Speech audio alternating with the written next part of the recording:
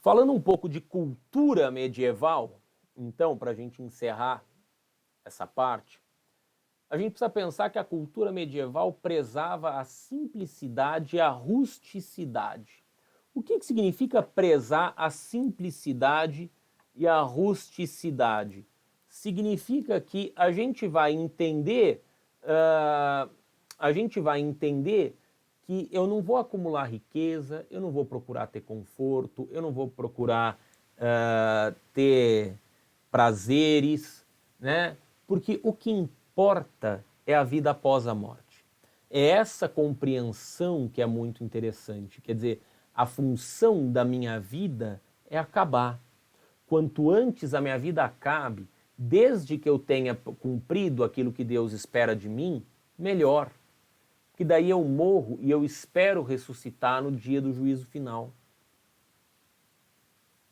E é aí que a minha vida começa, no além, na vida eterna. Então essa minha vida material aqui, terrena, eu não tenho por que me apegar muito. Então simplicidade, rusticidade quer dizer do campo, né? É rústico, é do campo. Tá? Sem muita fartura, sem muita ostentação, eu vou levar minha vidinha aqui. Mesmo os nobres só vão mudar bastante de comportamento depois de conhecerem as coisas lá com os árabes, né? Lá no século XII, XIII, XIV, né? Lá com as cruzadas. Até as cruzadas, né? E nos primeiros, sei lá, no primeiro século, você não tem, né? Os nobres pensando de uma maneira muito ostentosa. Você tem grandes castelos, o nobre não passa fome, mas o interior de um castelo, a vida de um nobre, ela não é muito ostentadora. Tá? Até porque a gente não tem tanta tecnologia, a gente não tem tanto recurso. Tudo bem? Não dá para você sair e falar, nossa, vou comprar uma TV de 85 polegadas, vou comprar um carrão. Não tem isso. Não tem isso. Né? Então, de fato, qual que é o seu grande luxo? Um banquete, porque você tem os porcos, porque você tem as galinhas, porque você tem os ovos, porque você tem o vinho, daí você chama a galera e dá um banquete. E é isso. O seu grande luxo. Ok?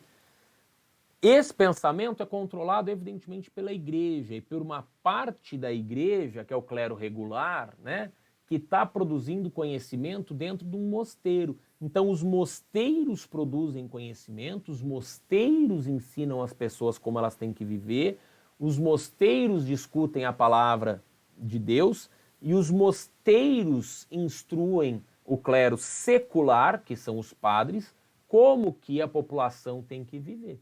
E aí eu vou levar a minha vida dentro da esfera da religião, tendo Deus como a grande referência para a minha vida. Por isso a gente fala de teocentrismo. Né? Pelo amor de Deus, não vamos escrever em prova que teocentrismo significa Deus no centro do universo. Teocentrismo é Deus como referência para a tua vida.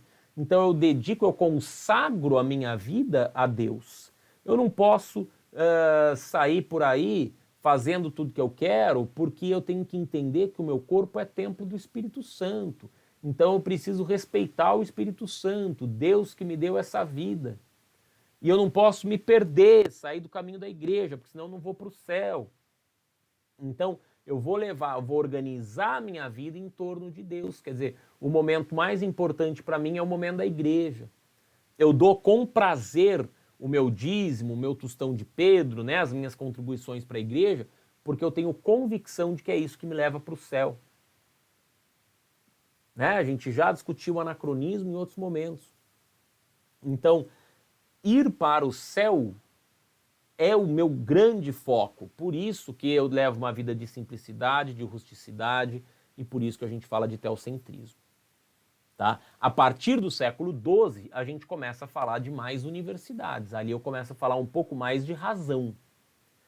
E eu começo a falar um pouco mais de razão, né? Porque eu preciso fazer contratos comerciais, eu preciso pensar em legislação que administra a cidade, eu preciso fazer educação financeira, né? Eu preciso fazer matemática, calcular juros, eu preciso calcular a distância, eu preciso calcular o peso que vai sobre o navio para o navio transportar. E nada disso pode ser por acaso, isso tudo tem que ser muito estudado, isso tudo tem que ser muito pensado. Tá? Então, por isso eu preciso da universidade. E é aí que a gente vai voltar e vai redescobrir os gregos, por exemplo. Né? Veja, século XII a gente está começando a fazer universidade, século XIII essas universidades vão se esparramando, século XIV a gente já está fazendo o renascimento cultural. Né? Eu já mudei a mentalidade a ponto de fazer um renascimento cultural. Então são questões absolutamente relevantes essas daqui que a gente está levantando. Ok? São questões absolutamente relevantes essas daqui. Agora, do ponto de vista da filosofia, né, eu preciso pensar que eu tenho na Alta Idade Média o Santo Agostinho e na Baixa Idade Média o São Tomás de Aquino. Esses dois camaradas são fundamentais porque eles vão polarizar a discussão dentro do clero. O clero vai começar a produzir uma escola agostiniana e uma escola de Santo Agostinho e uma de São Tomás de Aquino. Essas duas escolas vão disputar e vão gerar, por exemplo, a reforma religiosa. Né? Então a reforma religiosa ela vem porque eu tenho essa dupla possibilidade de interpretação. Repara no seguinte, o Santo Agostinho ele mistura um pouco de filosofia clássica com o cristianismo, mas ele diz o seguinte, a natureza humana é corrompida, o homem não é um homem, o homem não é bom, o homem é corrompido, por natureza. Por natureza. A única maneira de eu me salvar é a fé em Deus. Se eu não tiver fé, eu não vou conseguir me salvar. É a fé em quê? Só a fé, só a graça. Em quê? Na misericórdia divina. A fé na misericórdia e na graça divina. Então Deus que vai olhar para mim e vai dizer, olha, você está salvo. Porque Deus vai ver o tanto que eu creio, Deus vai ver o tanto que eu ajo na direção correta e aí ele vai fazer, vai me salvar. Agora, na Baixa Idade Média, aparece a escolástica do São Tomás de Aquino, que vai separar fé e razão, vai harmonizar fé e razão. E aí ele vai dizer o seguinte, olha, o esforço humano pode ser valorizado, o esforço humano pode te salvar, você pode se salvar através do livre-arbítrio. Você pode escolher se você vai ser salvo ou não, depende de Deus, né? Mas as suas ações podem te salvar. As suas ações podem te salvar. Aqui, para o Santo Agostinho, é Deus que te salva, nego. Não interessa o que você faça. Aqui não, aqui as suas ações podem te salvar. Vai vir daqui aquela ideia da salvação pelas obras. E vai vir daqui a ideia da venda de indulgência, a venda do perdão.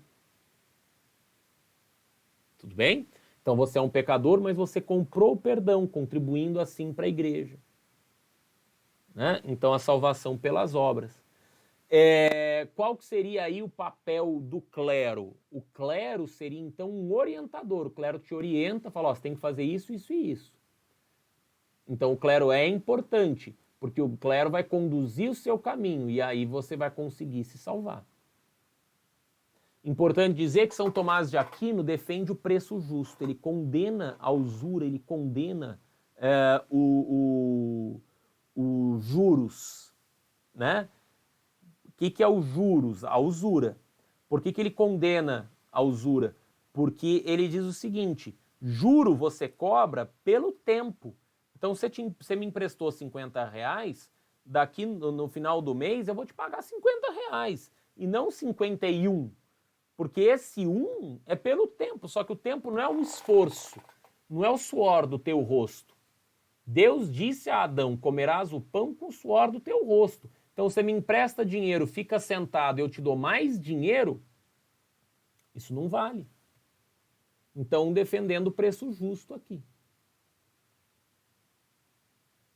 Ok? Tranquilo? Aí, por fim, a arquitetura. Eu não vou nem ler isso daqui, eu vou mostrar aqui, ó. Arquitetura românica